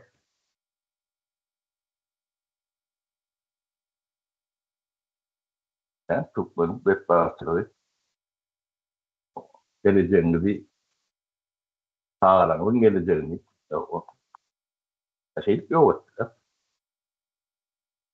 Ben sizin buyurun mu? Bu ne mani bu uluyalanı tak bir tarafından demedi ya. O sizin bu temani durun ve dua adamlar bütün bilenler yani. Demek ki için bir altyapı yarattı. Kamuoyunun ummanla nemedilini, tasarıyla nemedilini. O yıkılan sonra onun yerine başka bir bağdarak sadece istihbarat bir sistemi gelmeli, bir açık bağdarak sistemi gelmeli. Değilim, bu topardatlar var da. Yani onun tanrılı bilmesi gerekse, o elimin tanrılar. Ve aslında okudurlar. Ümidlen o, konuşulan cahil adamlar. O bu cahilin Irak varlığı ne görmeyendir, yok görmeyenler seni görür. Başka zatlar okudukturlar. Sapara wagtyny da gideripdirler ekenmidin. Ha giderin de langıbı keyen. Geleceğimiz bilen giden. Buraya Aynen şuraya da. Böyle bir kanak yetimin giden zadi. Doktorlardan, psikologlardan sorasanız ya da okusanız, dinlemezseniz sağlıkta demedilen travmalar var buraya da. Yetim sağlığı da. Geçen değerler. Yönü bir ulokan köprüsünde hukukun yoktur. Yani onu hasenat içinde yok. Şuraya devletin başına gelen de yok. Düşünün. O reakli bulat bir eline alyansa demeliyatı diyorlar. Rabotçuya şoför oluşturuyor. Değil mi diyen oluşturuyor? Hiç ne diyor devletin başına adamlar ıkbarını çözmeden ne rolü yetenle yem o tayda katastrofa çıkan. Uçunun bir demestir çok. Korkuyorum da. Bu tağları gidirlerler. Tağlıktan galayan travmalar hiç neme diyenlerdir. Onun çıkmaslarında başkalarının durdu dargandır. Darganın bir sever flordur. O niyal o çoğurum neti o onluk mutayetler sezmeler, hudaynalar onu memesler, tarihler. Onun başkalar memesine seyretseniz hiçbir yerin bildiğin başkalardan yani oraya ortamda yetişen adamlar değerler.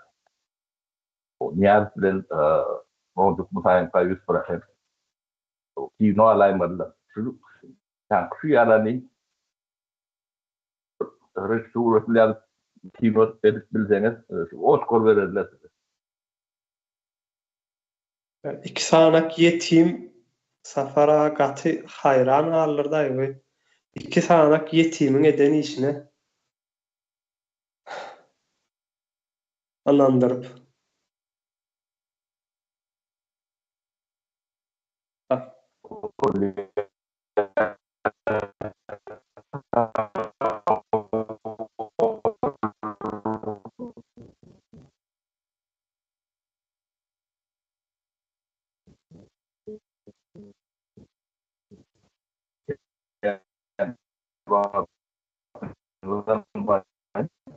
Sesin kesilip kesilip gelýär ya mende mi şeylek ha apara.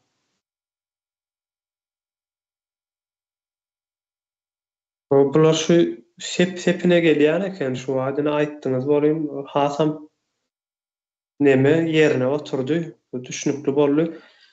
Ine Nazarov şu döwür 2002-nji ýyldaky döwürde işini yerine ýetiren bolsa-da Nazarov öz janyny halat edip biljekdi-de. Hemem onçuk musalardan, ýazplardan daýynyljakdy da onu etmedi. Gaýta olara hyzmat etdi, soňra olar Nazarowy ýok etdi. Bolýa soňra Atajan we şol 2003-nji ýyldaky halk maslahatynda geçen ýygnanyşyga bir dogry düşünjeli bir syn berip, şolar soragy çeken bolsa, Atajan we öz başyny halat etjekdi. O da gaýta tersine olara hyzmat etdi, ondan soň onu ýok etdiler. O ýyzyna Türkeş gelýän eken. Han Hayat Hanyma söz bereýin.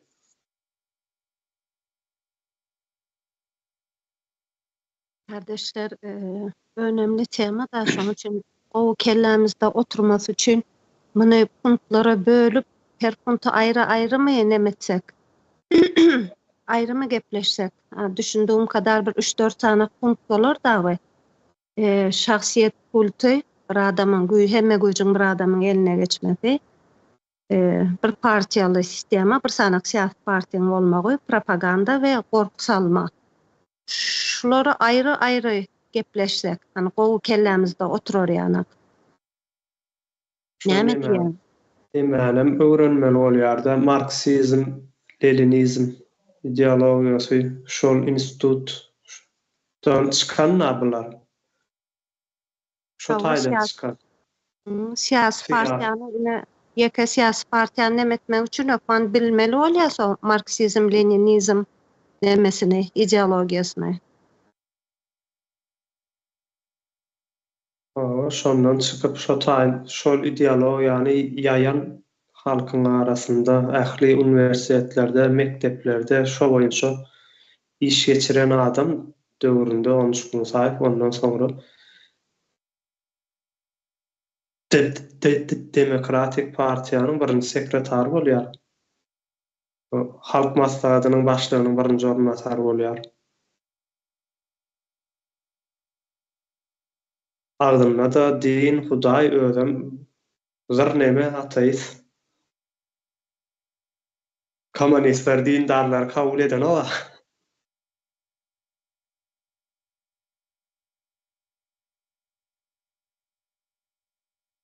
O gazaklyl tema hemem agyr tema dogry.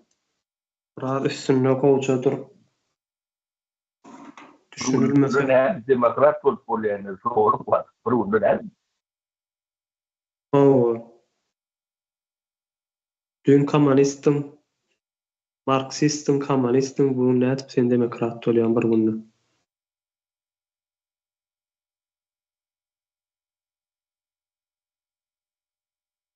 Kamilyon ýanak bular.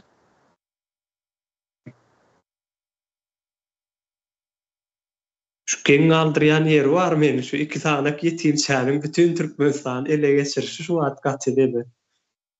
Hayran gallardy hem bir hili. Utanjam berýärmi? Biz müsait bolmaly. Pikirimçe. Indi onyňam dogry bolan şu döwür nemeden gaýdýar-da bu. Şu ideologiýa 1919-njy ýylda universitet görnüşinde açylýar Moskwada. Ondan soňra nemäň Sowet Soýuzynyň peýlek neme respublikalaryna da açyp başlaýarlar bunu.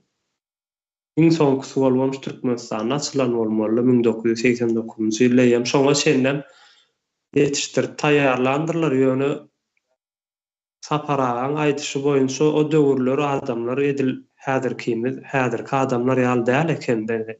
Ýa-ni aýdyp oturýar, Bertrand Hudaýnalar, ýaly onçuk Musa ýalary näme de getiremiz optuk, toý ýasymyza da gatnaşdyramiz optuk diýip. O döwürde Müsaitem däl bolmaly adamlar ýöne bir hilizi hilleki ýol bilen bular gelipdir. Şu üstüni dolasaň adam bolar diýilen neme bilen safaraga ýalňyş adamyň üstünde dolanypdyr eken-de.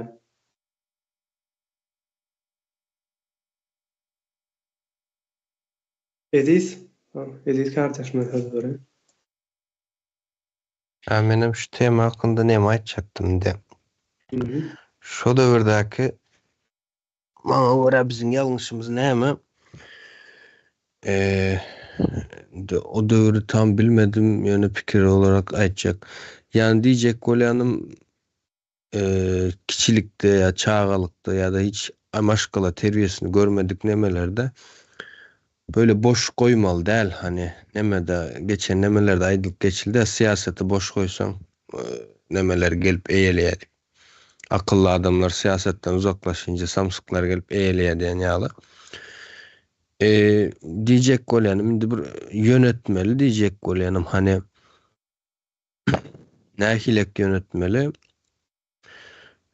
Mesela deddomda yetişenlerde bir neme etmeli var, yani onlar da bir nemeden hani klasta ikilikçiler koşmasan ortamasan özler gruppa döredipsan sen şu protif etmeli däl diýjek bolýanym da, yani karşıdaş etmeli, onlar da koşmalı, koşsan yani bir yönlendirmeli, dışlamalı däl, dışlasan erte bir gün yani malzeme olarak düşmanın eline geçip sana karşı neme edip bilýär da.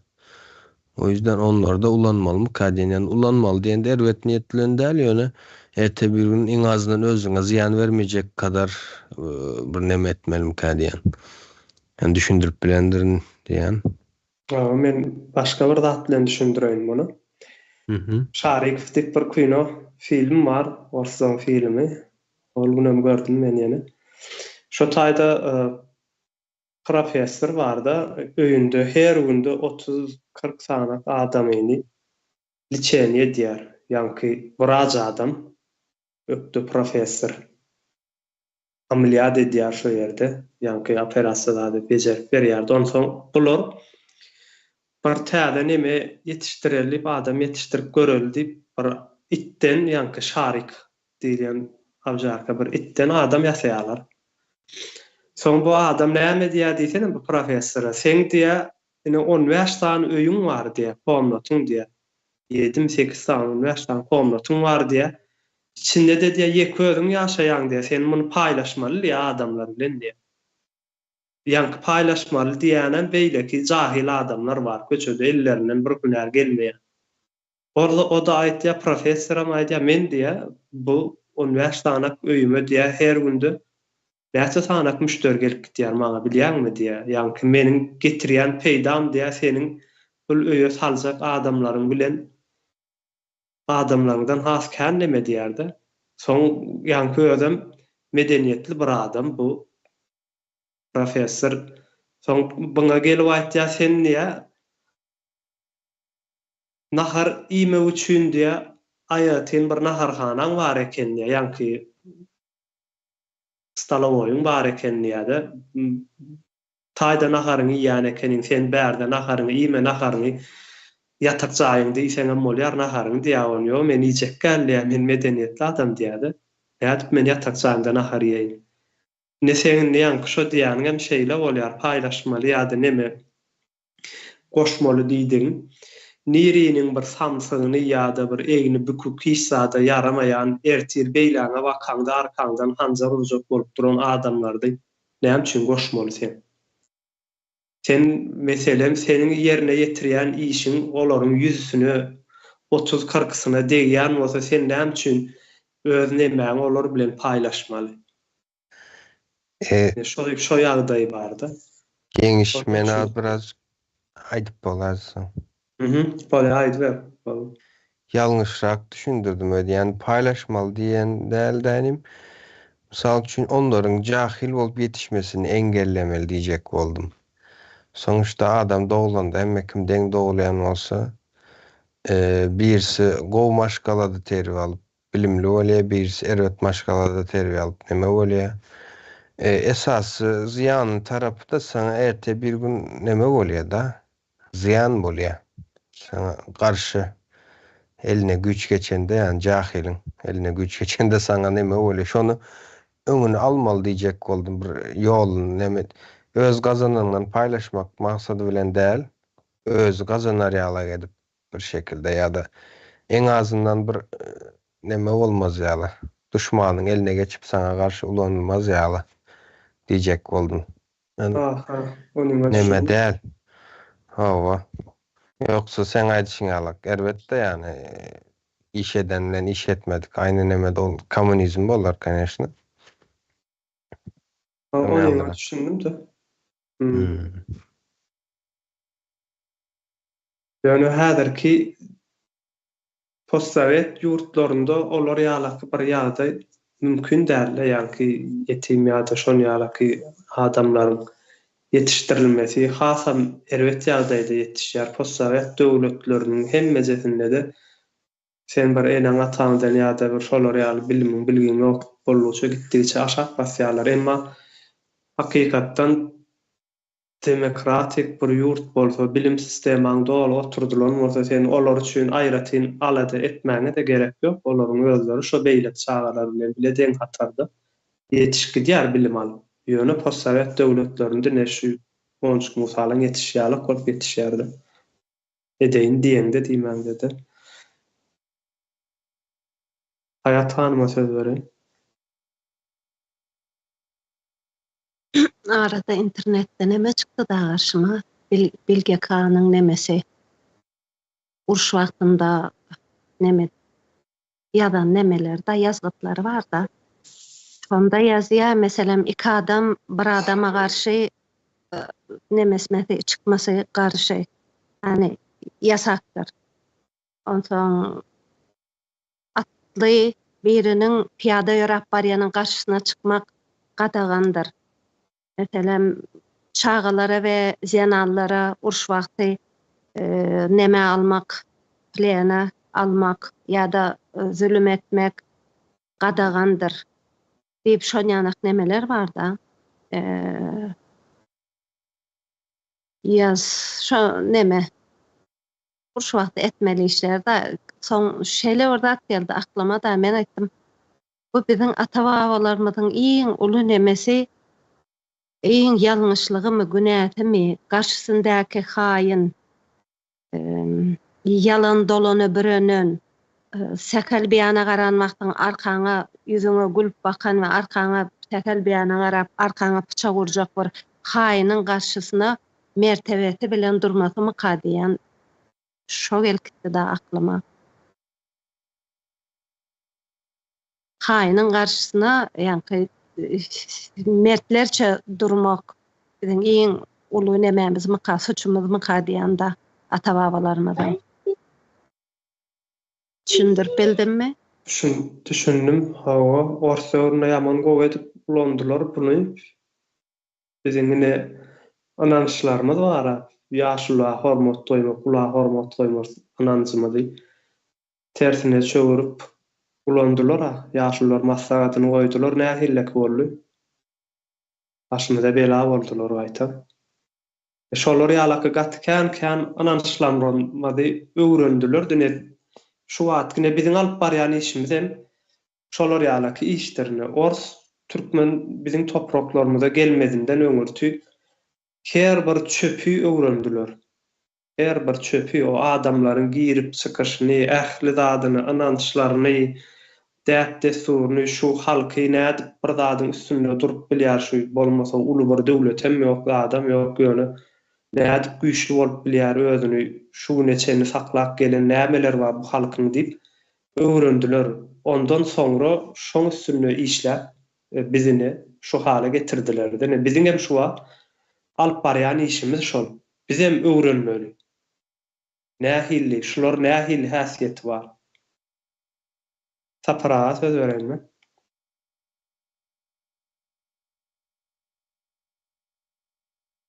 Tapara sesiniz ýapyk dur.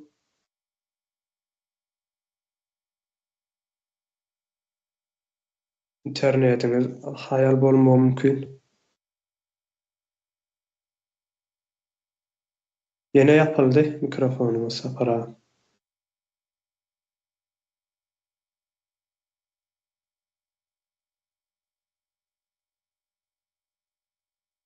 Aparaň interneti agara işleýär öýdýär.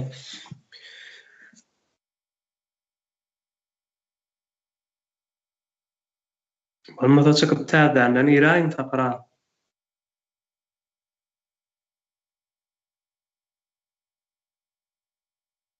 Men bärden ýardym edeýin bolmasa çykmana. Telefonumy doňan bolsa. Bärden çykaraýyn soňra täzenden goşup biler.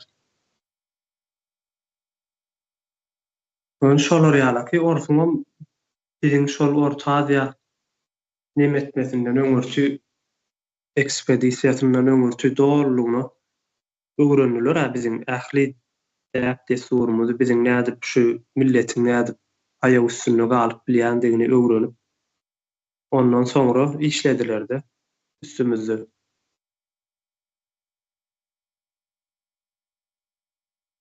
Arslan kardeşime söz vereyim. Sağ olun kardeşim. Demeyin şu ilki bilen bir sorak geldi de elbette kardeşler sizin hem aklınıza gelendir bu sorak. Bu oncuk musalardan ne edip arassalanmalı biz? Bular ucu yankı sapara hem şahidiyar ya genetçiski urot dep. Şolar şoňaly olu gidipdir de bular hiç kaçan ama 30 yılda eden işlerdi bilen göz önünde tutsan bular hiç kaçanam etmedi, düzelmedi. Son bärde sapara hem şahidiyar ya buları yakmalı deyip yani şu sözü bir tam yerine oturdu diysem hem boladı. Başka heli bulardan arassalanmaya ve arassalanıp olacak bir nemesi yoktu. Çeyresi yok mu deyin. Ondan sonra İnteze Türkmenistan'ımızda da mesela ilki bilene şu yetimler öyüne çağalar gelmez yağlı. Elbette bu milletçilikte boladı da bu zatlar. Şolarının önüne maksimaline görünüşte almayı düşünmeli. Şu zatları yola koymalı. Ondan sonra şu yetim çağı bolan yağdayında da yani ortaya çıkan halatında da şeyler bir neme getirmeli mi kendi fikir eden bir düzgün. Yani köpdaşar yurtlarda şu yetimler öyünden çağaları alıp bakmana verirlerdi. Elbette o da bir katı kıyın bir proses. Çünkü alan adamam çağını neyle nemşedecek, neme koyacak has ulu bir mesele. Ondan sonra şu yetimler öyündeki çağlara has da bir yukarı bir bilimli bir mugallim mı şolara bir seyrediyen okatacak adamları getirmeli. Şolarının mugallimlerin aylığı büyük bol şeyalı. Onların aylığı yine bir erdim mi ya bir basamak mı yukarı olmalı deyip düşünen sebep şu yetim çağalara bir enelik mehrini bir berip bilseler gelecek ki cemiyetimizde ziyan vermeyi azalır da. Yani aziz mi kardeşimizin aydışyalı bunları bir doğru yola koymak gerekti. Şunun yalı bir fikirler boldu dörede. Şunu bir aydın dedim kardeşler. Sağ olun dinleriniz için. Bolýar, sağ olun. Muhammed kardeşime söz vereyim. Muhammed'a sesin gelen o. Maňa şeýlem kaya. Ben alayın sesi, benim elim kaldırıp otur. Menden geliyor mu ses? Senden gelýär, senden o hayat hanım galdyryp otur. Maşallah. Muhammed'a sizin sesiniz gelen o. Täzeden demesseňiz. Ýewropada bugunlar internet näme beýle hayal. Hayat hanıma söz vereyim. Şu yetim meselesinde öňler yetimleri nemetmeýän ekenler. Hiç her oba öz yetimini öz bakýan eken. Bire taypa ýa-da garyndaşlary bolup, ol yetimleri hiç nemetmeýän ekenler. Şergazan etmeýän ekenler, şu alıp özlerine emetýän ekenler da. Ağasının köleni olsa doğan alya, şeýtir piç nemetmeni, yetimligini bildirmeni saklayan ekenler ya da owa bolup saklayan ekenler. Bu häzirki rejimde bolsa bara yetim öldürüp bu bizim öz çağalarymyzy, öz yetimlerimizi bize garşy, indi şu türmelerde kimler ullanýarlar nadjiratil olarak, şu insanları gynamada kimler, indi şu yetimler öýünden ullanýarlar, ýalňyşmasam. Şulary ziwer edip ýetişdirýärler, bizim çağalarymyzy alyp, şulara bizim garşymyza ullanýarlar. Köplenje Muhammeda şulardyr, türmelerde gynama işlerim şulardyr.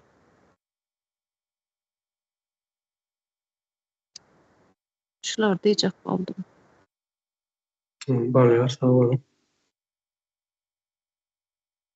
Ýaşka kardeşime söz bereyim. Menem şu yetimler barada aýtyp geçen idim. Adam näçe yetim galyp bilýär. Yok, man suratda Türkmenistanda bular üçin biz o bir yetimler öýüni gurmasak bolmaýar.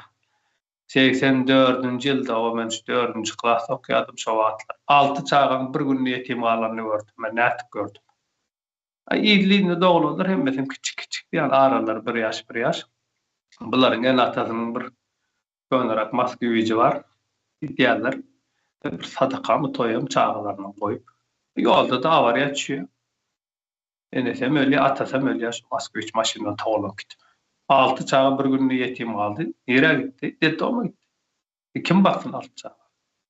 Onun üçin Türkmenistanda biz yetimlerimize, maýyp müjiplerimize, ýa-da engellerimize diýesem, olaryň hemmesine sahyp çykmaly bolýar. Gaty gowy bilimleri bermeli bolýar. Öz jemgyýetimiziň içine goşmaly bolýar. Şonu aýdan edim. Olar ýaly ýugurçylyk, iýilçilik bolýar. Bir atasy keseller berýär, bir keselçilikden. Enesi yaramany gidýär. Ama çağalaryň kim bakjak? Ýugurt giýme abi. Näçe milyon adam bolýar olar ýaly. Onun üçin yok, bazı suratda yetimler öýüni bolmaly. Yetimlerim gowy okutup bilimli, ilmli edip ýetişdirmeli, jemgyýete goşmaly bular. Şonu aýtan edim. Ben öz pikirim. Ol yetim galmagy çağa saýlap alan o da yetim bolýar, yetim diýip at goýýarlar da, aslında o da bir beýlekler ýaly bir insan. Beýlekler derejesinde okap bilim alyp ýetişdi. Beýlek adamlar ýaly adam bolýardy. O bütün owa bolup gynandylar şoňa. Wahy diýip 6 çağa yetim galdy. Enes atasy gitdi awariýada. Nesliýa kysluçy diýerler, o bolýar. Birinin kakasy keseller öldü. Bir ejeti görgülse wady. Çağalaryny sürejek diýip bilen bir gün ýykylyp öldü. Munda da galdy bir 4 çağa. Nerede näçe bakjak? Ama ýa täze guruljak Türkmenistan ýokman suratda saýyp çykmaly. Bular üçin aýratyn bizim bir ýerimiz bolmaly. Bular üçin bir näme yetimler üçin bir zat fonda açmalymy näme? Bular ýaly guramalar döretmeli ýokman suratda bolýan zat.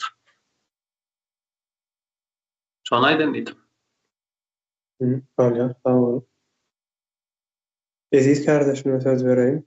Kardeşler wagtymdan bolandyr.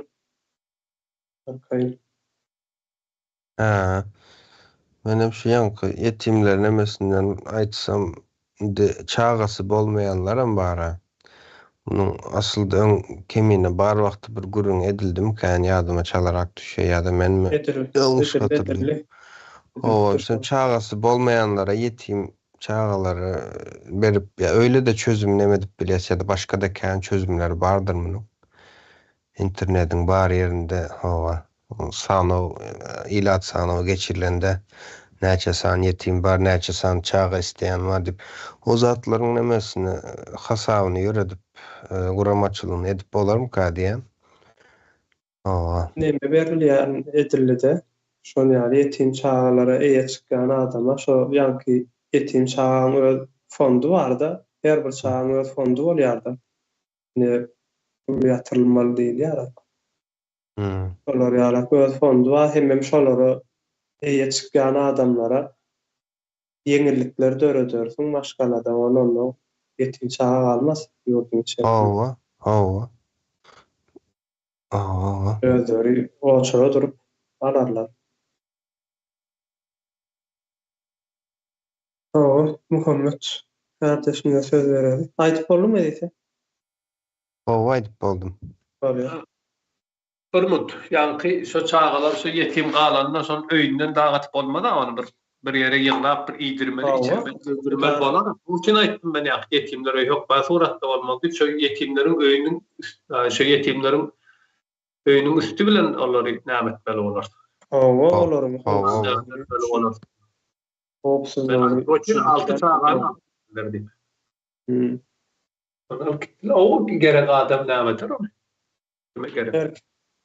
Kim gelip ýöne men aljak diýip alıp bilmediler. Hopsuzluğunu üçün edip kaýdyp dokument edip almalar. Ben suratda täze Türkmenistanda bolaýmaly, şo tak barmaly, o maňa gerek bolsa durmaly, oçurda kim nähili saklaýabiljekmi?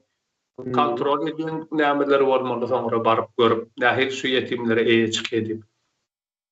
Azatlar döretmeli yok, ben suratda. Oldu aýtyp boldum men. Öyle. Umydo hanıma söz bereli. Kardeşler arkaýyndy gurulap bolanlardan soňra näme berin? Aýdy berin wagtymyz. Näme wagtdan geçti? Dowam etdirdim ben. Ýa-da yetimler hakkında gürüň açıldı. Indi meniň daýym çagasy bolmady. Näçe ýyllap durmuşynda çagasy bolmady. Soň yetimler öýünden bir aýlyk wagty çaga aldylar. Soň o çagaýam umstivny hastalyk bolup çykdy. Ýani okuwa bar bir näçe gezek bardy. Soň normal çagalar ýaly näme dip bilmedi. Okuwa konsantre bolup bilmän üçin öýe mugalym gelip okatmaly boldy. Şunuň ýaly dip komissiýa gelip zat etdiler.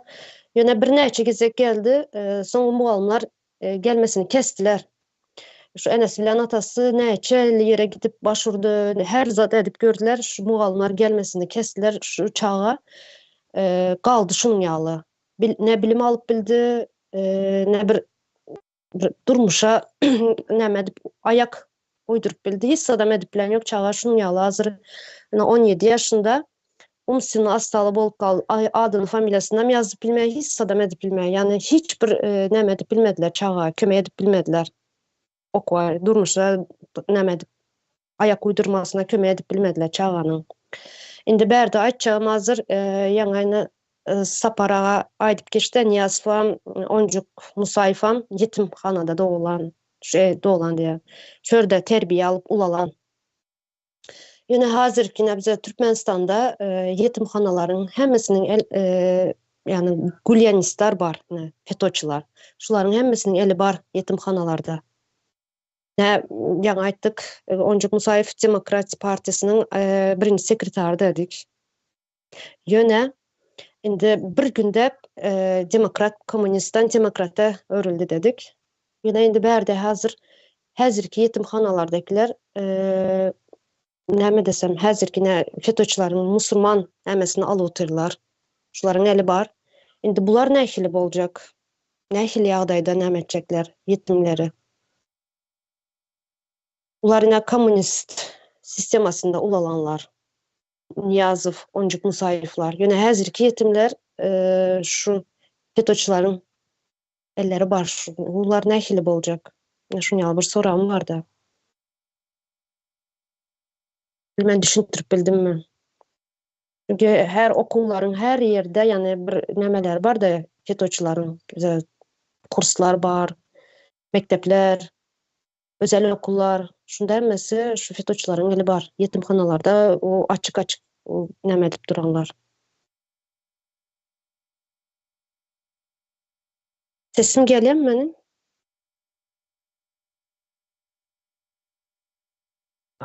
Näme sesim ýapy ekenem meni. Gelýär sesimiz gelýär. O indi demek istedim var şurada bizlerin göreşmeli yani komünistlerden beter de fetoçylar hem var. Yani onlar ne olacak? Olaram. Ay umuman öňümizde gaty uly bir näme toplum ýatyr bizim zorluğuna daýylanan bir toplum ýatyr.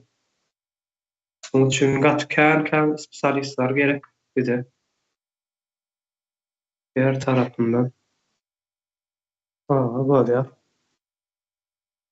Kardeşler wagtymyza mesli boldy.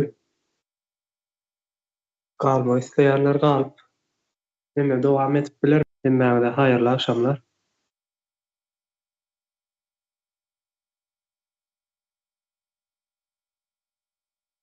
Bolýar, sag bolun.